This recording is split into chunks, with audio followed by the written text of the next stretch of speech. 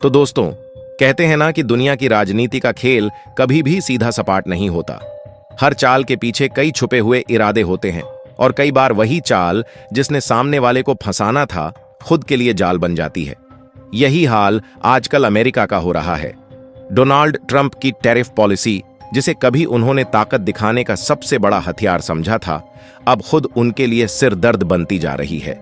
सोचिए, एक तरफ उन्होंने दुनिया को झुकाने के लिए ऊंचे ऊंचे टैक्स लगाए और दूसरी तरफ उसी फैसले ने उनके अपने घर की नींव हिला दी। अगस्त से भारी टैरिफ लगाने के ऐलान के साथ ही अमेरिकी बाजार में बेचैनी की लहर दौड़ गई। डाउ जोन्स धड़ाम से गिरा, S&P 500 ने भी संतुलन खो दिया और नैस्डैक की हालत सबसे खराब रही। सिर्फ एक दिन में 2% से ज्यादा की गिरावट आ गई। ये गिरावट किसी एक कारण से नहीं थी, बल्कि कई वजहें मिलकर इस तूफान को पैदा कर रही थीं।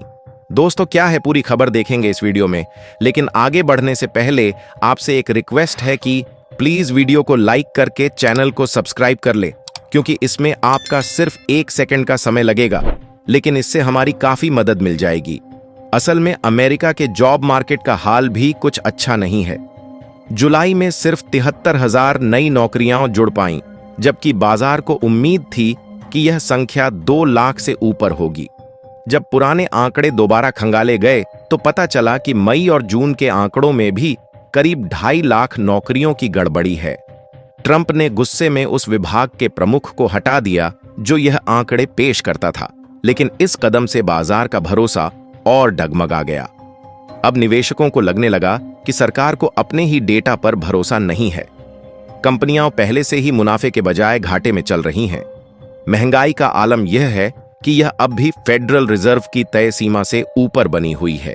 ब्याज दरें घटाने का दबाव है, लेकिन अगर दरें घटाई गईं तो महंगाई और बढ़ सकती है, और अगर नहीं घटाई गईं तो बाजार की गिरावट गहरी हो जाएगी। यानी अमेरिका अब एक ऐसे चौराहे पर खड़ा है जहां हर रास्ता जोखिम से भरा है। टैरिफ की मार सिर्फ अमेरिकी उपभोक्ताओं पर ही नहीं पड़ी, बल्कि कंपनियों की जेब पर भी भारी पड़ी है। वॉलमार्ट और प्रॉक्टर एंड गैम्बल जैसी दिग्गज कंपनियों ने साफ कहा है कि अगर टैरिफ ऐसे ही बढ़ते रहे तो मुनाफा घटेगा और कीमतें काबू में नहीं रहेंगी। उत्पादन की लागत बढ़ रही है, सप्लाई चेन गड़बड़ा रही है और अनिश्चितता इतनी बढ़ गई है कि कोई भी लंबी योजना बनाने से डर रहा है। इस पूरे हालात का असर अमेरिकी शेयर बाजार के साथ साथ बॉन्ड मार्केट पर भी पड़ रहा है। 10 साल की ट्रेजरी यील्ड 4.39 से गिरकर 4.21 पर आ गई है और 2 साल की यील्ड भी खिसक गई है। इसका सीधा मतलब है कि लोग अब अपना पैसा वहां लगा रहे हैं जहां जोखिम कम है, यानी भविष्य को लेकर भरोसा कमजोर पड़ गया है। और दोस्तों, यह सब सिर्फ आर्थिक आंकड़े नहीं है, ये इस बात का सबूत है कि ट्रंप की टैरिफ पॉलिसी ने अमेरिका की अर्थव्यवस्था को अंदर से हिला दिया है।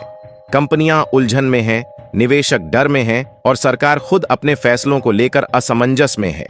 अगर यह सिलसिला नहीं रुका तो आने वाले महीनों में अमेरिका को महंगाई, बेरोजगारी और बाजार की गिरावट का तिहरा झटका झेलना पड़ सकता है। दुनिया के बाकी देश भी इससे अछूते नहीं हैं। चीन, जापान, यूरोप और भारत, सभी जगह इस टैरिफ पॉलिसी के झटके महसूस हो रहे हैं। लेकिन जहां बाकी देश अब भी स्थिति को समझने और फैसले लेने में लगे हैं, भारत ने 2 टूक फैसला ले लिया है। पहला, भारत रूस से सस्ता तेल लेना जारी रखेगा, चाहे अमेरिका को कितना भी बुरा क्यों न लगे। दूसरा, खेती किसानी के मुद्दे पर भारत किसी तरह का समझौता नहीं करेगा। अमेरिका का दबाव यहां उल्टा पड़ा। अब हालात ये हैं कि 25 अगस्त से अमेरिका ने खुद ट्रेड टॉक शुरू करने का ऐलान कर दिया है। जिसने कभी भारत को झुकाने की कोशिश की थी, अब वही बातचीत की मेज पर लौट आया है। और दोस्तों, यहीं से शुरू होता है भारत का वह आत्मविश्वासी रूप जो अब दुनिया देख रही है। भारत अब सिर्फ प्रतिक्रिया देने वाला देश नहीं है, बल्कि अपनी चाल खुद तय करने वाला खिलाड़ी बन चुका है। अब जरा चलते हैं एक और मोर्चे की तरफ, जो चुपचाप लेकिन बेहद अहम तरीके से खुला है। फिलीपींस। हाल ही में भारतीय नौसेना के 3 ताकतवर युद्धपोत फिलीपींस के मनीला बंदरगाह पर पहुंचे। ये कोई औपचारिक विजिट भर नहीं थी, इसके पीछे रणनीतिक सोच है। भारत और फिलीपींस अब सिर्फ कागजी दोस्त नहीं, बल्कि असली मैदान में साझेदार बनते जा रहे हैं। इस बार भारत सिर्फ अपने जहाज लेकर नहीं पहुंचा, अपने साथ लाया एक और बड़ा तोहफा, ड्रोन टेक्नोलॉजी। केमकॉप्टर एस-एक्स नाम के यह ड्रोन किसी रनवे के बिना सीधे जहाज से उड़ान भर सकते हैं, 6 घंटे तक लगातार हवा में रह सकते हैं और 180 किलोमीटर से ज्यादा की दूरी तक निगरानी कर सकते हैं। कैमरा, रडार और जासूसी सिस्टम से लैस ये ड्रोन समुद्र में किसी भी संदिग्ध हलचल को तुरंत पकड़ सकते हैं। और दोस्तों, सबसे गर्व की बात यह है कि यह ड्रोन भारत में बने हैं। हैदराबाद की वीएम टेक्नोलॉजीज ने इन्हें मेक इन इंडिया के तहत तैयार किया है। यानी भारत अब सिर्फ हथियार खरीदने वाला देश नहीं रहा, बल्कि खुद हथियार बनाने और उन्हें इस्तेमाल करके दुनिया को दिखाने वाला देश बन गया है। फिलीपींस सेना प्रमुख जनरल ब्राउनर ने खुलकर कहा है कि वे भारत से और हथियार लेना चाहते हैं। उनके मुताबिक भारतीय हथियार सस्ते हैं, भरोसेमंद हैं और जरूरत के वक्त काम आने वाले हैं। आने वाले समय में फिलीपींस भारत से 2 और ब्रह्मोस मिसाइल सिस्टम खरीदने वाला है और असली मोड़ भारत और फिलीपींस की नौसेनाएं वेस्ट फिलीपींस सी में मिलकर एक संयुक्त गश्त करेंगी। जनरल ब्राउनर ने साफ कहा है कि यह किसी को डराने के लिए नहीं, बल्कि साथ खड़े होने का संदेश देने के लिए है। दोस्तों, यहीं यह साफ हो जाता है कि भारत और फिलीपींस की साझेदारी अब सिर्फ बयान तक सीमित नहीं रही, यह जमीन पर उतर चुकी है। और इस कदम का असर सिर्फ मनीला या नई दिल्ली तक नहीं, बल्कि बीजिंग तक गूंजने वाला है। तो दोस्तों, बात सिर्फ एक नौसैनिक विजिट या कुछ ड्रोन भेजने भर की नहीं है। यह उस सोच का हिस्सा है जिसके तहत भारत इंडो पैसिफिक में अपनी मौजूदगी और प्रभाव को लगातार बढ़ा रहा है।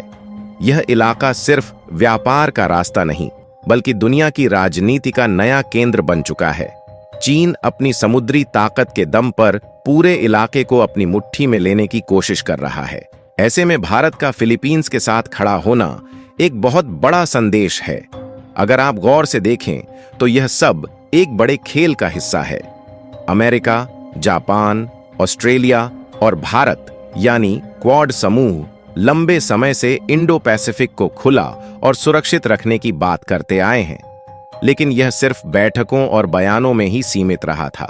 अब भारत ने दिखा दिया है कि वह सिर्फ बात नहीं करता, बल्कि जमीन पर भी कदम उठाता है।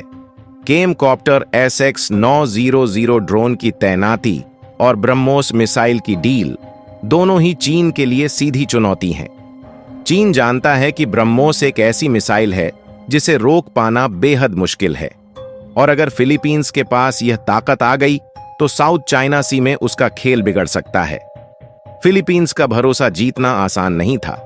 अमेरिका, जापान और यूरोप पहले से वहां मौजूद हैं, लेकिन भारत ने भरोसे और सस्ती, भरोसेमंद तकनीक के दम पर यह जगह बनाई है। यही वजह है कि अब मनीला भारत को सिर्फ एक हथियार सप्लायर नहीं, बल्कि एक रणनीतिक साझेदार मानता है। और दोस्तों, यह सिर्फ फिलीपींस तक सीमित नहीं रहेगा। वियतनाम, इंडोनेशिया और मलेशिया जैसे देश भी भारत की तरफ देख रहे हैं। आने वाले समय में भारत की नौसेना और हथियार इन देशों के साथ भी साझेदारी में काम कर सकते हैं। अब सोचिए, यह सब हो रहा है उस वक्त जब अमेरिका की अपनी अर्थव्यवस्था डगमगा रही है। टैरिफ पॉलिसी का असर उसके अपने बाजार पर भारी पड़ रहा है। कंपनियों का भरोसा गिर रहा है, निवेशक पैसा निकाल रहे हैं, और यही वक्त है जब भारत अपनी आर्थिक और रणनीतिक ताकत दोनों को दुनिया के सामने पेश कर रहा है। भारत का रूस से सस्ता तेल खरीदना भी इसी रणनीति का हिस्सा है। यह सिर्फ एक आर्थिक फैसला नहीं, बल्कि एक राजनीतिक संदेश भी है। अमेरिका के दबाव के बावजूद भारत ने अपना रास्ता खुद चुना, और इस फैसले का फायदा सिर्फ हमारी जेब को ही नहीं, बल्कि हमारी अंतर्राष्ट्रीय साख को भी मिला।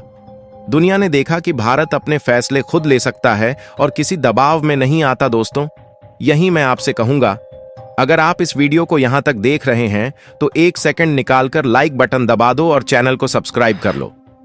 आपके लिए यह बस एक क्लिक होगा, लेकिन हमारे लिए यह बहुत बड़ी हौसला अफजाई है। और हां, नीचे कमेंट में जय हिंद लिखना मत भूलना। अब जरा सोचिए आने वाले वक्त की। फिलीपींस के राष्ट्रपति की भारत यात्रा में क्या क्या हो सकता है। ब्रह्मोस मिसाइल की नई डील पर साइन हो सकता है। समुद्री सुरक्षा के लिए संयुक्त अभ्यास का कैलेंडर बन सकता है। ड्रोन और निगरानी तकनीक की सप्लाई बढ़ सकती है। और सबसे अहम, चीन के बढ़ते दखल को रोकने के लिए एक साझा रणनीति बन सकती है। यह सब चीन को चुभेगा, इसमें कोई शक नहीं। चीन पहले ही भारत की बढ़ती ताकत से परेशान है। ब्रह्मोस मिसाइल की तैनाती, नौसेना की मौजूदगी और ड्रोन निगरानी, ये सब उसकी समुद्री महत्वाकांक्षा के लिए खतरा है। यही वजह है कि आने वाले महीनों में हम चीन की तरफ से नए बयान, धमकियां और उकसावे वाली हरकतें देख सकते हैं। लेकिन फर्क यह है कि अब भारत पहले जैसा नहीं है। पहले भारत ऐसे मामलों में सिर्फ कूटनीतिक बयान देता था, अब भारत मैदान में भी उतरा है। यह बदलाव सिर्फ हथियारों की वजह से नहीं, बल्कि उस आत्मविश्वास की वजह से आया है जो बीते सालों में विकसित हुआ है। भारत की ताकत सिर्फ सेना तक सीमित नहीं है। आर्थिक मोर्चे पर भी भारत मजबूती से आगे बढ़ रहा है। रूस से सस्ता तेल, घरेलू उत्पादन में बढ़ोतरी और मेक इन इंडिया के तहत हथियारों का निर्माण, ये सब हमें आत्मनिर्भर बना रहे हैं। और यही आत्मनिर्भरता हमें दुनिया में अपनी शर्तों पर खेलने की ताकत देती है। भाई, यही असली खेल है। अमेरिका की टैरिफ पॉलिसी जहां उसे खुद उलझा रही है, वहीं भारत हर मौके का फायदा उठाकर अपने लिए जगह बना रहा है। और यह सिर्फ मौजूदा सरकार की बात नहीं है, यह उस सोच का नतीजा है जो कहती है कि हमें अपनी ताकत खुद बनानी होगी। आने वाले वक्त में भारत का इंडो पैसिफिक में रोल और बढ़ेगा। फिलीपींस, वियतनाम, इंडोनेशिया जैसे देशों के साथ हमारे रिश्ते गहरे होंगे।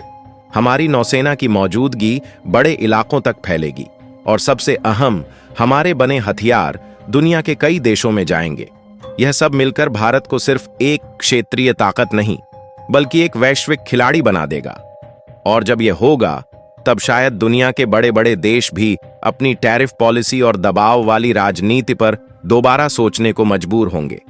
दोस्तों, यह है वो असली तस्वीर जो शायद हर न्यूज हेडलाइन में आपको न दिखे। लेकिन अगर आप गौर से देखें तो समझ आएगा कि खेल अब बदल चुका है। भारत अब किसी का मोहरा नहीं, बल्कि अपने दम पर खेलने वाला खिलाड़ी है। तो इस वीडियो को अपने दोस्तों के साथ शेयर करें, ताकि उन्हें भी यह समझ आ सके कि भारत की ये चालें सिर्फ आज के लिए नहीं, बल्कि आने वाले कई सालों के लिए रास्ता तय कर रही हैं। जय हिंद, जय भारत।